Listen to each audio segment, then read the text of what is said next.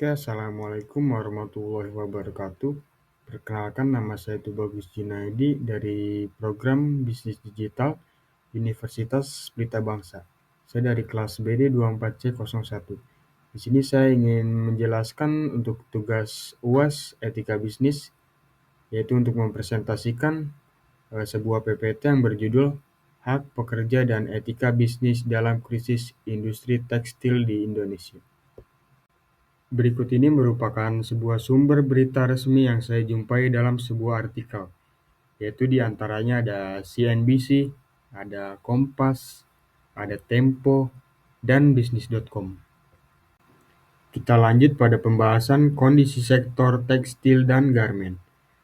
Industri tekstil dan garmen di Indonesia merupakan salah satu sektor manufaktur strategis yang selama puluhan tahun menyerap tenaga kerja besar dan menjadi penyumbang devisa nasional. Namun, tren sejak 2024 sampai 2025 menunjukkan tekanan signifikan akibat berbagai faktor, termasuk penurunan permintaan global, persaingan impor murah, dan biaya produksi yang meningkat. Ini berdampak pada produktivitas dan keberlanjutan perusahaan. Sejumlah pabrik besar dan menengah di sektor ini mengurangi kapasitas atau bahkan menghentikan operasionalnya secara permanen, menyebabkan gelombang pemutusan hubungan kerja yang signifikan di berbagai wilayah industri, khususnya di Pulau Jawa. Selanjutnya, ada PHK massal dan ketidakpastian hak para pekerja. Salah satu contoh yang paling mencolok adalah PT Sri Rezeki Isman Tbk atau Sritek Group, raksasa tekstil di Indonesia. Perusahaan ini dinyatakan bangkrut dan resmi berhenti beroperasi pada 1 Maret 2025. Setelah dinyatakan pailit oleh Pengadilan Niaga, dampaknya adalah gelombang PHK yang sangat besar terhadap para pekerjanya. Menurut data resmi yang disampaikan Kementerian Ketenagakerjaan atau Kemenaker, jumlah pekerja yang terkena PHK mencapai 11.025 orang sejak Agustus 2024 hingga Februari 2025. Tersebar di beberapa anak perusahaan Sritek di Semarang, Sukoharjo, dan Boyolali. Rincian lebih lanjut menunjukkan kelompok PHK pada bulan Agustus 2024 ada sebanyak 340 pekerja. Lalu, pada bulan Januari 2025 ada sebanyak 1.081 pekerja, dan pada bulan Februari 2025 terjadi PHK besar-besaran sebesar 9.604 pekerja di berbagai unit operasional. Kasus ini juga terlihat menunjukkan ketidakpastian hak normatif pekerja, seperti pesangon, tunjangan hari raya, dan jaminan kerja lainnya yang baru dapat dibayarkan setelah proses penyelesaian aset budul pailit. Selanjutnya ada dampak isu etika dalam industri tekstil dan garmen. Di sini ada 3 dampak, yaitu yang pertama, dampak terhadap bisnis, yaitu reputasi perusahaan dan skor ESG sosial menurun. Selanjutnya, kepercayaan publik dan minat investor berkurang. Selanjutnya, resiko sosial meningkat akibat sorotan media. Selanjutnya, gangguan rantai pasokan dan stabilitas bisnis. Contohnya, berhenti operasi produsen yang besar. Selanjutnya, dampak terhadap konsumen.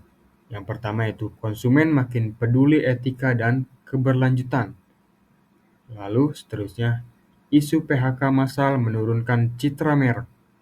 Selanjutnya, loyalitas terhadap produk lokal dapat melemah. Yang terakhir, dampak terhadap masyarakat. Yang pertama yaitu daya beli rumah tangga yang sangat menurun. Selanjutnya, resiko pengangguran dan kemiskinan meningkat akibat PHK. Selanjutnya, ekonomi daerah sangat melemah. Dan lalu lanjut, dampak berantai ke UMKM sekitar kawasan industri. Lalu lanjut, yaitu menganalisis etika bisnis. Yang pertama, ada etika deontologi atau kewajiban moral. etika deontologi menilai tindakan berdasarkan kewajiban moral dan prinsip universal. Terlepas dari konsekuensinya dari perspektif ini, perusahaan memiliki kewajiban moral untuk menghormati hak-hak pekerja, termasuk yang pertama yaitu memberikan upah yang seharusnya dibayar tepat waktu, jangan ditunda-tunda. Lalu selanjutnya, memberikan pesangon yang sesuai dengan aturan perundangan. Yang ketiga, menyediakan komunikasi yang jelas dan transparan dalam proses PHK. Walaupun PHK pada kasus Ritek dilakukan karena alasan objektif seperti kebangkrutan perusahaan, tindakan penundaan upah dan ketidakpastian pesangon yang baru bisa dipenuhi setelah aset dijual oleh kurator, ini sangat mencerminkan ketidakhormatan terhadap kewajiban moral perusahaan terhadap pekerja sebagai subjek bermartabat. Ketidaktepatan pemenuhan hak ini secara deontologis merupakan pelanggaran terhadap prinsip moral yang seharusnya dijunjung tinggi. Selanjutnya yang kedua yaitu ada utilitarianisme atau manfaat terbesar. Dalam etika utilitarian, tindakan etis adalah tindakan yang menghasilkan manfaat terbesar bagi jumlah orang terbanyak. Keputusan melakukan PHK massal mungkin dibenarkan bila dianggap mampu mempertahankan kelangsungan hidup perusahaan dari kerugian yang semakin besar. Namun, ketika konsekuensinya negatif, yaitu pengangguran massal, hilangnya pendapatan, tekanan sosial di komunitas, serta beban ekonomi bagi keluarga pekerja, jauh lebih besar dibandingkan manfaat ekonomi bagi perusahaan atau pemilik modal. Maka, secara utilitarian, keputusan tersebut dapat dipandang sebagai tidak etis. Pemutusan hubungan kerja tanpa pemenuhan hak penuh justru menciptakan penderitaan sosial yang signifikan. Selanjutnya yang ketiga yaitu ada etika keutamaan, karakter virtue estik. Etika keutamaan menekankan karakter moral perilaku. Dalam konteks ini, pemimpin perusahaan dan manajemen dan budaya organisasi, pemimpin yang etis adalah mereka yang menunjukkan keadilan dalam pengambilan keputusan, integritas dalam menghormati hak pekerja, empati terhadap dampak sosial keputusan bisnis, kurangnya transparansi dalam proses PHK massal, keterlambatan pemenuhan hak pekerja, serta minimnya dialog dengan karyawan menunjukkan kelemahan karakter kepemimpinan etis dan kultur organisasi yang kuat dalam nilai-nilai keadilan sosial. Berikut ini merupakan beberapa rekomendasi etika bisnis dari kasus sebelumnya. Yang pertama yaitu ada transparansi informasi. Perusahaan perlu menyediakan laporan keuangan dan informasi kondisi bisnis secara terbuka kepada pekerja dan pemangku kepentingan saat mengalami kesulitan finansial. Transparansi dapat membantu pekerja memahami situasi secara objektif, selain menunjukkan komitmen etika kepada karyawan. Yang kedua yaitu ada prioritas hak pekerja.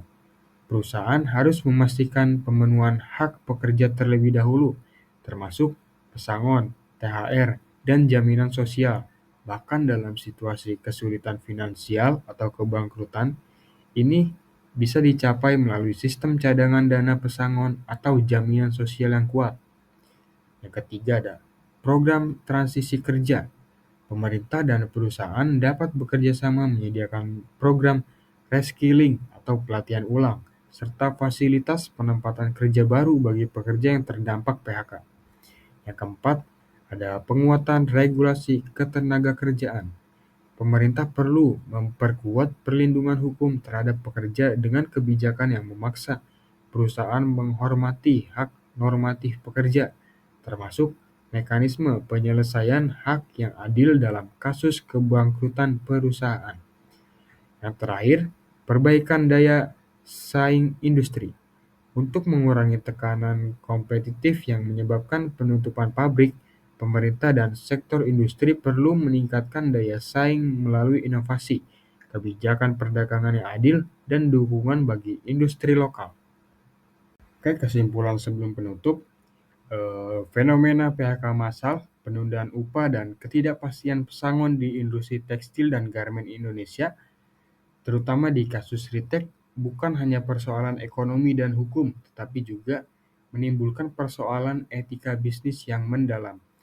Analisis berdasarkan teori deontologi, utilitarianisme, dan etika keutamaan menunjukkan bahwa praktik yang terjadi belum memenuhi kewajiban moral, tidak memaksimalkan kesejahteraan kolektif, dan mencerminkan kurangnya karakter kepemimpinan etis.